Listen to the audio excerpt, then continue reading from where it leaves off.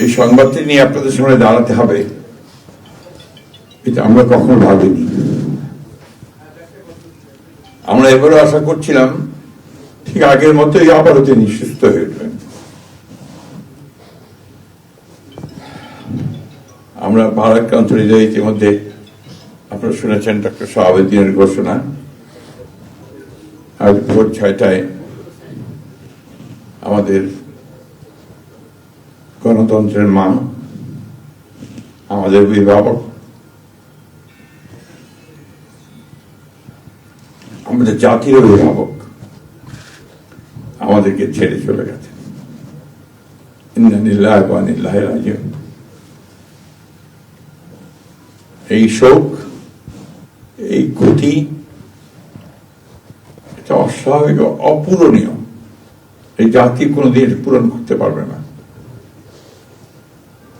যে নেত্রী তার সারাটা জীবন জনগণের অধিকারের জন্য, কল্যাণের জন্য তার সমগ্র জীবনকে উৎসর্গ করেছিলেন, সেই নেত্রী দেশনেত্রী বেগম খালেদা জিয়া আমাদের মাঝে নেই। এটা আমরা যারা তার সহকর্মী এবং রাজনৈতিক কর্মী, আমরা এটা ভাবতে পারি না। বাংলাদেশের রাজনীতিতে একটা বিশাল শূন্যতা সৃষ্টি হলো। তাই নয়, গণতান্ত্রিক পৃথিবীর গণতান্ত্রিক আন্দোলনে একটা বিশাল শূন্যতা সৃষ্টি হলো।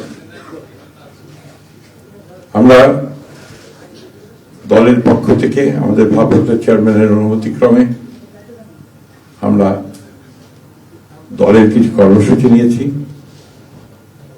সেই কর্মসূচিগুলো আমাদের দলের সিনিয়র যুব মহাসচিব জনাব রুহুল কবির রিজভী সাহেব আপনাদের সামনে তুলে ধরবেন।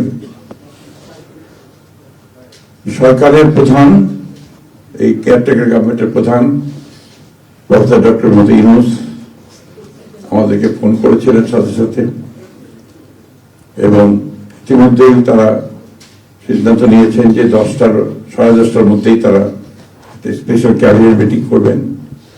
সেই ক্যাবিনেট মিটিংয়ে তারা দেশনেত্রী বেগম খালেদা জিয়ার যে শেষ কাজগুলো, তা জানাজা, তার দাফন, তাকে রাষ্ট্রীয় মর্যাদায় দাফন করা, তাকে রাষ্ট্রীয় মর্যাদা দেওয়া, এই বিষয়গুলি নিয়ে তারা সকাল 10টার সময় একটা সভা করবেন। এরপরে আমরা পুরো জিনিসটাকে কোঅর্ডিনেট করে আবার সেটা আপনাদের সামনে জানাবো। আমি এখন অনুরোধ করব আমাদের দলের সিনিয়র যুব মহাসচিব জনাব রুহুল কবির রিজভী, তিনি আপনাদের সামনে দলের কর্মসূচিটা জানাবেন।